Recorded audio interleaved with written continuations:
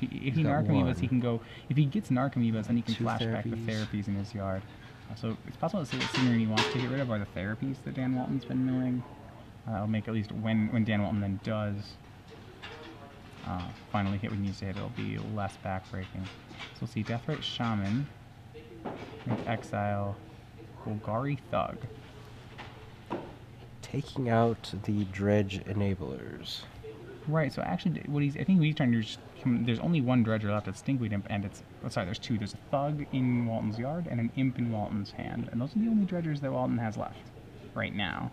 He's got an Imp in his hand that he could discard to the Putrid Imp, Stinkweed and Putrid. Right. Notably, the Putrid Imp cannot block here. Yeah, and Dark Blast. Because of the threshold. So 2 Dredge cards to go.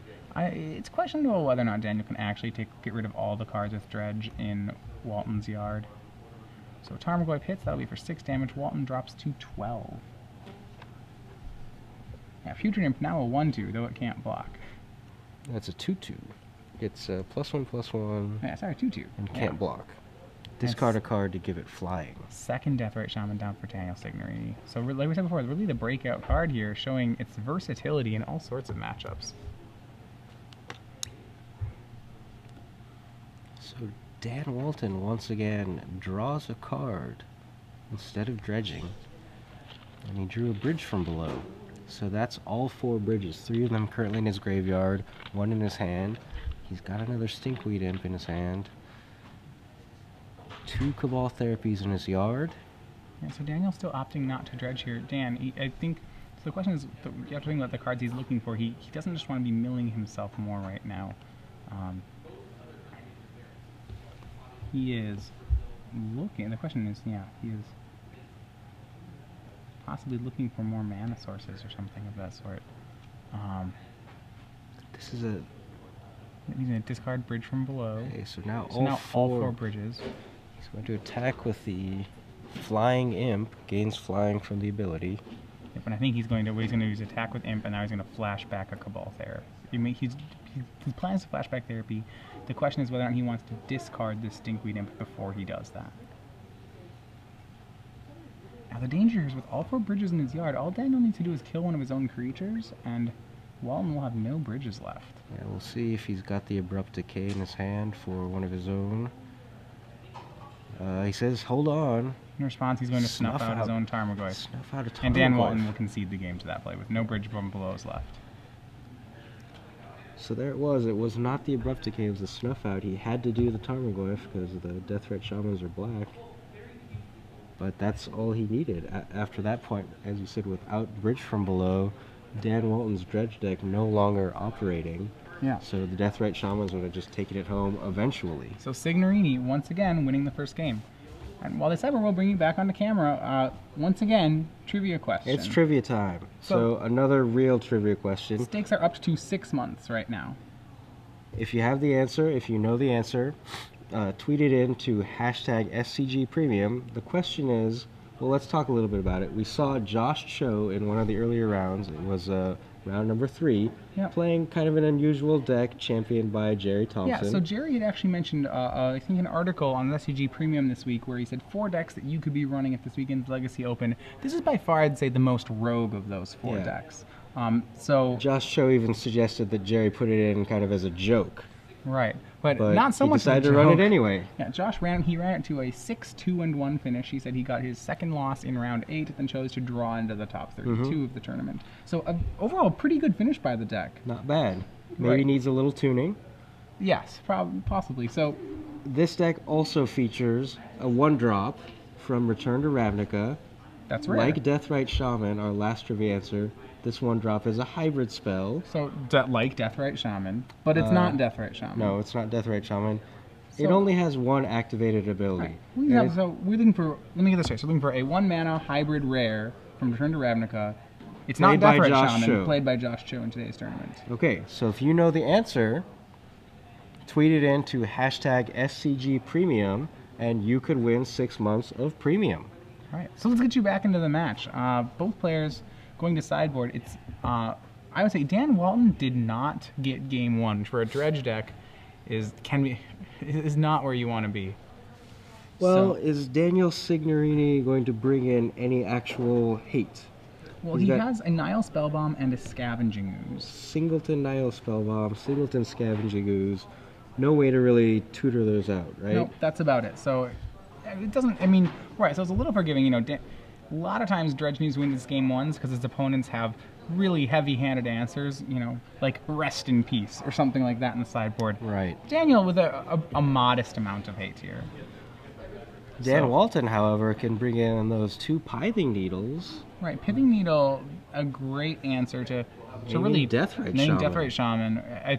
I think would be crazy. He'd be crazy not to be doing that. Yeah. Signorini and they have access to each other's deck lists. Signorini has so few ways to interact with a graveyard-based strategy that something like Pithing Needle on his best answer, I think, is a perfect thing. And to the be doing. and the 2 Firestorms as well, probably going to bring those in as supplemental answers to kill the Deathrite Shamans. Right. Because we really saw that kind of disrupt the game plan, exiling Dan's bigger dredgers.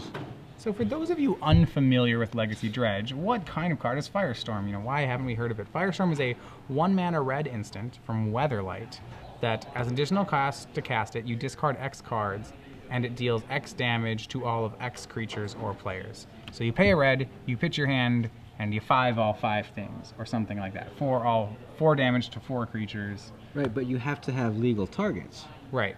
So Notices to each of X target creatures and or players. So sometimes it's a little awkward. If you're discarding 4 cards, you have to be like, this creature, you, and me. You Yeah. have to do something silly like burn yourself to get to the right number because it's not a legal spell if the number doesn't work.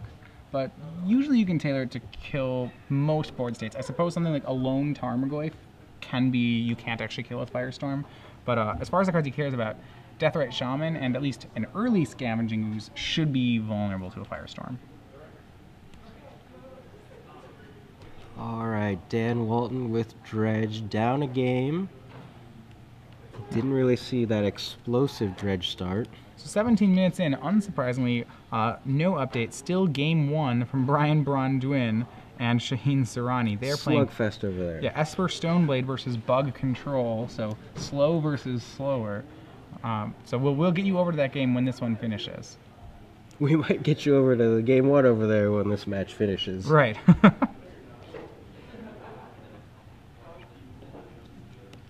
So, yeah, I imagine we will see then. Yeah, Firestorm. Actually, the one question is whether he might want to try to reanimate even some. Any of the Any of Dread the- Return package? Yeah, the Dread Return package. My guess is he's not going to go for a Dread Return package, though it's possible he would do it. Elishnorn? Yeah, Elishnorn. The thing, Elishnorn is pretty good here. There aren't actually. Yeah, actually, there's 1 snuff out in the main for Daniel Signorini, a 2nd snuff out in the board. He's not going to bring. He's going to take the snuff out. Right. Unless he it's a little bit expects of a the game of Elishnorn. chicken, I suppose, whether he but- brings it out. But even if he leaves them in, an Elishnorn that resolves is Yeah. still going to take out creatures like Deathrite Shaman and Delver Yeah. Secrets. So he'll probably go to that. The Snuff Out may be left in because, as we saw last game, Daniel was actually able to get a lot of value out of Snuff Out, exiling all 4 bridges from Walton. By killing his own creature. But he had to kill a Tarmogoyf to do that. Right. Okay, so probably taking out him to Torok. Yeah. You don't need those. You're just Dredge playing already into wants. Dredge's Dredge already wants game to plan. do that. That's silly. Sometimes Daniel doesn't have a way to discard his own dredgers. You would certainly hate to have him discard a dredger. So, yeah, I think there are plenty of cards that can come out in this matchup for Signorini. Abrupt Decay is pretty terrible. I mean, on the play, Abrupt Decay is okay because, not really. I mean, you can Abrupt Decay a Putrid Imp, but the damage is already done by that point, typically. Yeah, are these counter spells any good? I mean, Signorini has a lot of dead cards in this matchup. Yeah, So but if he brings in Vendilion Clicks, that's a clock. Yeah, he'll bring in Spell Pierces because they're probably better than the other stuff that was going on. That sort of thing. Because I think it's for reasons like that I think Snuff Out probably doesn't get cut. When I look at Daniel's deck, I'd be like, well, I'm going to keep it in the Snuff Out because it's probably better than the 4th Abrupt Decay. Or any of the hymns. There's just only so many things he can board out. Turn 1, Gemstone Mine, and Walton will therapy himself, naming Grave Troll. So therapy yourself, one of those plays which I is amusing because it's such a bad play on the surface that when people do it, it only means they're doing the most broken of things. If you are willing to make yourself discard a card, something Pay bad, a card to make yourself discard a card. something really wacky and terrible for your opponent is about to happen. And certainly Golgari Grave Troll is something terrible for Daniel Signorini. It's the biggest dredger, and Dan is going to be able to start on turn 2 dumping his library into his graveyard. So Signorini is going to start off with Misty Rainforest for Tropical Island. And see, does he have any pondering on turn 1? And he's found Nile Spellbomb in the top 3 cards. That's a 1-of out of his sideboard, but a pretty relevant 1-of here. Very relevant. So Dan starts off the dredging. So hits 1 Narcomoeba, a 2nd Grave Troll, a 3rd Grave Troll, a Dark Blast. So plenty of cards that 6. dredge on them. Wow. So now does he have a way to dredge again on this turn? No. Well, he can turn the Narcomoeba into a zombie. He can swing it, and then flashback therapy. If he does that, he'll kind of see the bad news that Nile Spellbomb's been drawn. Remember, Dan does have access to Signorini's sideboard, so there's possible he can, that is actually like, he can blind name Nile Spellbomb. Let's see what he names. He could. He gets the zombie token. And, that'd be pretty, if he names it, that'd be a very clutch play. And he got Tarmogoyf. Tarmogoyf. Okay, so that was kind of the safe call. Okay, all right, sorry, actually, Nile Spellbomb, the top card of Signorini's deck. So Which cleverly done. See, Snuff Out, Spell Pierce, Umezaz, Jite, and another Misty Rainforest. Yeah, 2 mana, and he will cast Golgari Thug. I love it when dredge decks just cast random creatures. Like, I'll cast a Narcomoeba. Sure. Signorini is the 2nd land, yeah, Nile Spellbomb. So he kept it as the 2nd card on the ponder, so it would stay hidden from any potential discard. And there it is. He probably wants to crack it right now, because if he doesn't crack it, Dan's going to dredge the Dark Blast. And then hold on the Dark Blast in case he needs to kill Thug. Okay, So, then post. I mean, he's actually going to go with Grave. Thinking about it, I think if he finds Dark Blast, that means at post. Yep, and he's doing that so that if once Signorini gets his graveyard, Walton will have a way to restart essentially, the graveyard milling. So another therapy in the yard now. Yeah. Remember, Dark Blast is a dredge card that you can hold in your hand and actually realistically cast, compared to a lot of the cards that dredge plays. Mm-hmm. But Walton has been using those Gemstone Mine counters. So it looks like still during the draw step, Signorini is going to activate Nile Spellbomb and draw a card off it. So no real reason to add any more cards to your graveyard. Yeah, Dan should let that resolve. He could Dark Blast the Thug to turn into 2/2, but that seems really poor. No, as you said, he wants those. He's going to need those to continue dredging afterwards. Yeah. So he's going to let the Spellbomb resolve, exile the graveyard. And one of his bridges is gone. The danger is that, if he Dark Blast for 3. Yeah, because when you Dark Blast a Thug, the next time when you dredge the Dark Blast, Thug will hit the yard.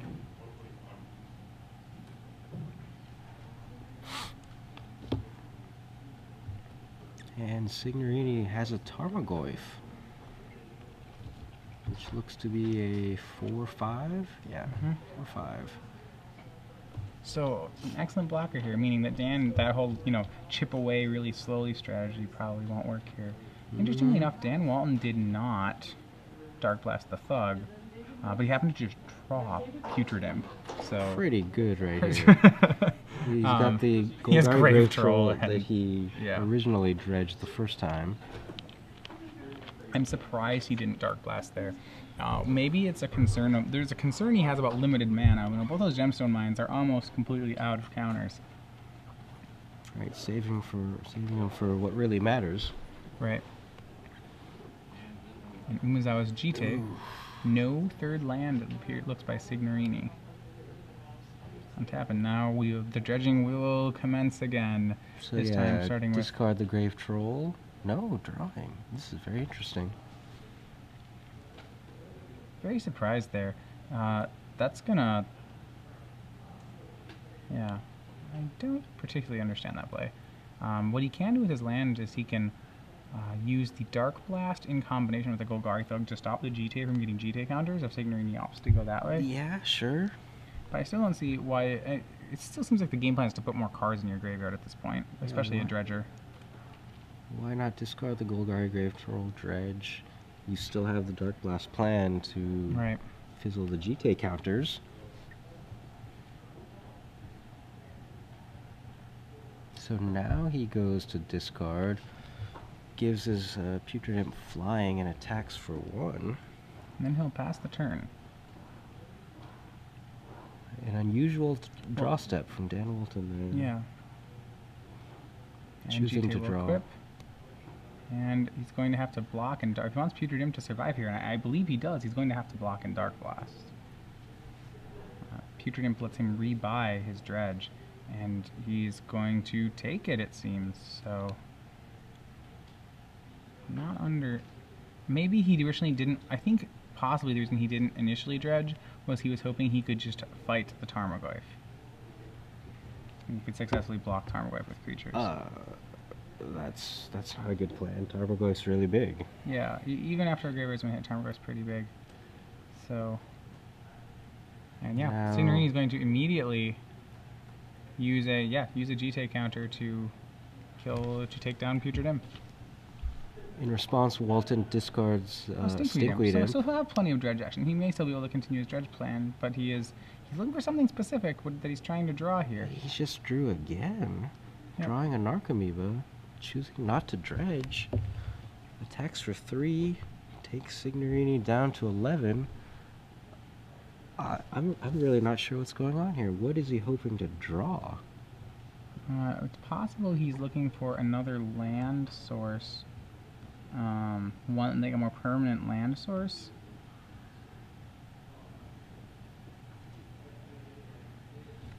Or, yeah, it is unclear at the moment. Tarmogoyf attacks again, taking Dan Walton down to 12 life, and now 3 GTA counters. And Delver of Secrets will join the mix here.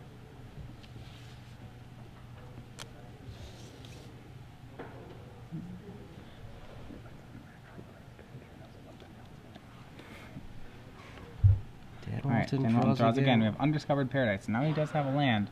He's facing almost lethal. So, is that what he was looking for? You suggested I'm not sure. I'm not sure, and I myself haven't played Dredge that many times, so...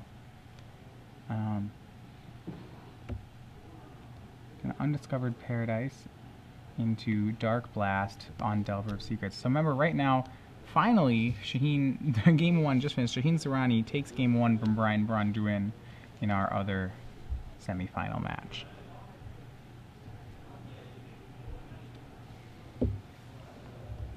So we have Spell Pierce on Dark Blast. That will work, saving Delver of Secrets. Right, unless Dan Walton wants to blow both of his Gemstone Mine with their last counters on it. He's gonna think it over. Nope, he says I'll let you counter that.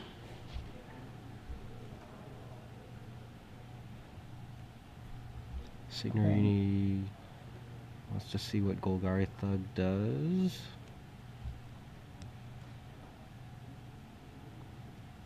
Okay, so we have Daniel Signorini looking like representing what it looks to be a lethal swing here, or close. Yeah, so Daniel Walton's gonna have to go into chump block mode.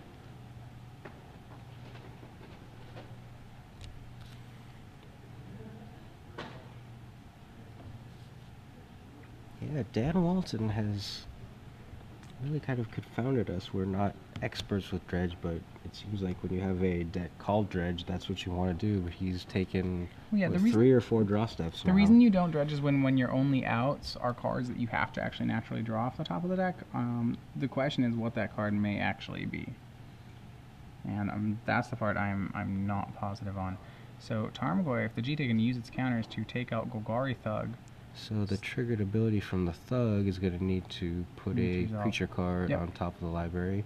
You'll have it be... Chooses Stinkweed Imp. Right, so I mean, I think at this point he will have to dredge. I mean, I'm sure he doesn't want to draw Stinkweed Imp. And the other 2 counters get rid of Zombie Token, and he will swing for 1 and however much Goyf is. Not really sure right now. So we'll It's check been on at life. 4 for a while. And Scavenging Ooze down for... Yep, so Dan's at 6. Going to have to dredge something eventually now. Kogari Grave Troll gets Stinkweed Imp, Discovered Paradise, LED, Gemstone Mine, and the Bridge. And the Coliseum, that's not enough. Daniel Signorini, 2-0, advances to the finals over Dan Walton. And one person suggested possibly he was looking for Pithing Needle. Yeah, for the Umezawa's GT. Yeah, but the thing is, he started doing that before the GT even had any counters on it. I mean, it's possible. Yeah, and the two players explaining it here. I'm talking it over. So, as soon as we can, just in Game 2, we'll get over to Brian Bronduin and Shaheen Sarani, which is our other semi-final. You see Shaheen on your left, Brian on the right. So we didn't quite make it to Game 1. Game 1. We made it to Game 2, the whole thing. We're here for the beginning of Game 2. And, you know, clearly if the length of game number 1 was any indicator, we are in for a long one here. Right. So, Brian Bronduin, the fouled in Game 1, he will be on the play for the second game.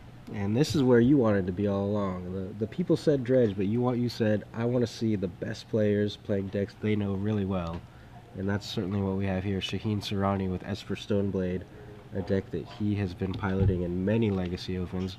Brian Braun